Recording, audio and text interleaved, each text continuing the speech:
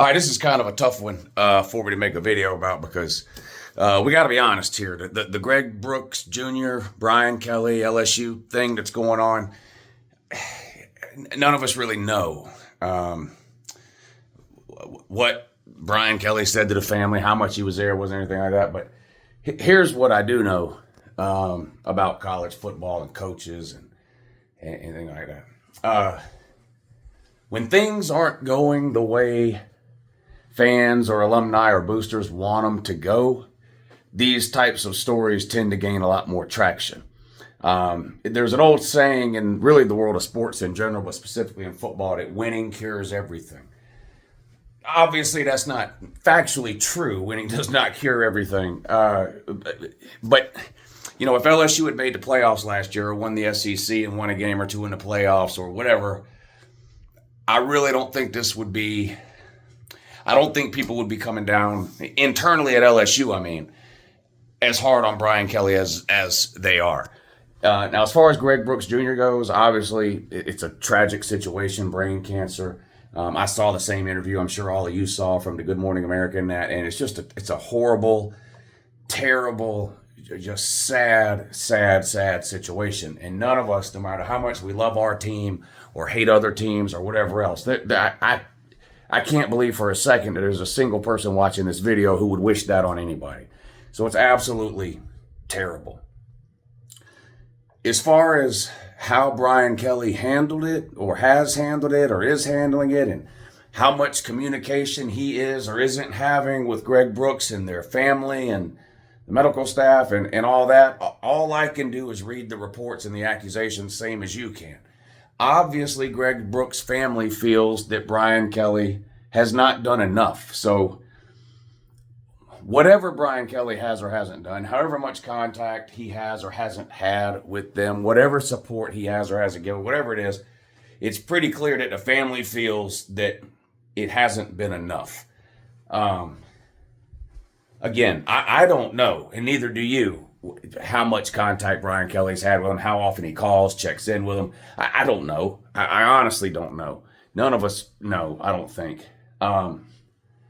What is the right amount? I don't know that either. Should Brian Kelly, for the last couple of years, should Brian Kelly have been calling him every day, once a week, once a month, twice a month? These are questions I just don't have the answer to. But to try to circle it back to some sort of football conversation, you look at Brian Kelly's time at LSU, his first year there, they won 10 games. He made the SEC championship game. They lost, but he did make the SEC championship game at LSU his first year there, winning 10 games. His second year, 2023, I guess it was, a little bit of a step backwards. They still finished the season with 10 wins, but they failed to make the SEC championship game. And then this past season, 2024, the first year of the 12-team playoff, they fell to 9 wins. Not a terrible season. If you're winning 9 games in the SEC, you're a pretty good team. If you're winning 9 games in the Big Ten, so it's not like he's it's not like LSU is falling off the cliff, but this is LSU. And there's expectations that come with having that job. And if you're an LSU fan or if you're just a college football fan that has no personal ties to LSU, do you think Brian Kelly at LSU is meeting expectations? He's not. The expectation at LSU is to be competing for national championships. The last 3 LSU coaches have all won national titles. Nick Saban, Les Miles, and Ed Orgeron. Those are the last 3 LSU coaches prior to Brian Kelly. All 3 won national titles. It is hard to find a program anywhere in the country that had 3 straight coaches win national titles. LSU is a dominant program over the last 30 years or so in college football. So while 9 and 10 win seasons are not necessarily a sign that the ship is sinking, 3 straight seasons in which LSU fails to win the SEC or make the playoffs is not really acceptable for that program and for that fan base. Now, I think that has something to do with the reaction to the accusations made against Brian Kelly. In other words, I don't think Greg Brooks and his family are accusing Brian Kelly of basically abandoning him because Brian Kelly's only winning 9 and 10 games and not making the playoffs. That's obviously not it. I think some of the reaction internally from within LSU, and again, I'm talking about their fans, alumni, boosters, things like that are starting to pile on Brian Kelly a little bit here.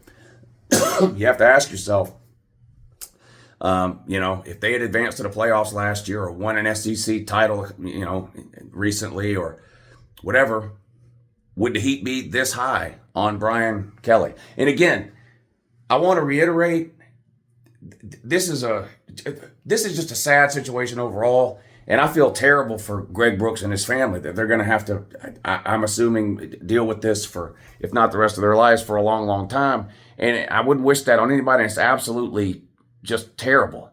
But I don't know how much contact. Well, number one, I don't know how much contact Brian Kelly's had with him and his family since this ordeal occurred. And I don't know what the right amount of contact is. I honestly don't. I mean, I feel like he should be keeping in touch, honestly, obviously. He should be getting updates or reaching out to the family on some type of consistent basis. I don't know how consistent that's supposed to be. Again, if it's once a week or twice a month or whatever. I also understand that, from August to January, there's not enough hours in the day for these coaches to do everything they need to do football related, never mind things outside of football. And again, I'm not saying that to provide an excuse for Brian Kelly. This is something you would have to carve time out to do. No matter how busy you are. This is something you should be carving out time to do as a head coach, to call and check on this kid and his family. And maybe he did. I'm not accusing Brian Kelly of anything here. This is a very personal situation going on here between this kid, his family, and Brian Kelly. I'm not going to pretend to know how much or how often Brian Kelly communicated with the family or checked in or kept in touch or sent his well wishes or whatever. Obviously, the family feels like it wasn't enough. Brian Kelly, of course, has now given a statement pushing back against some of the claims made by the family. The family basically claimed that Brian Kelly hasn't reached out to him at all, not a single time. That's basically what the kid's dad said. Brian Kelly says that's 100% factually not true, not accurate. That he has reached out personally multiple times. That he's had members of his staff reach out multiple times. Again, I don't know if this is headed towards a phone records thing where somebody's going to have to prove. I don't know. How many times do you have to, what's the appropriate number? I don't know. I feel horrible for the family. They obviously feel like Brian Kelly should have done more. Is Brian Kelly getting fired? No, I don't think, no.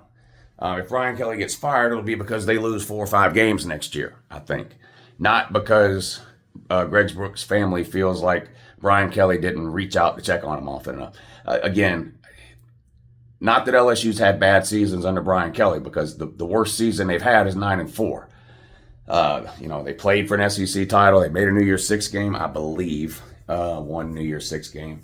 They won a lot of games. Have they made the playoffs? No. They won the SEC? No. Is that the expectation for LSU every year? Yeah. So does he need to do that pretty soon? Yeah. Or he will be fired. But this is just a sad situation. But it's all over social media because of the interviews that have come out now from Good Morning America with the family and Brian Kelly giving the press conference. And I'm already starting to see people asking about it in the comments and on Twitter and stuff like that. So I figured I'd just come in here and make a video real quick. But sad situation. I wish nothing but the best for Greg Brooks and his family as they battle this brain cancer. And, we'll see what happens. But, the old saying, winning cures everything. We'll see.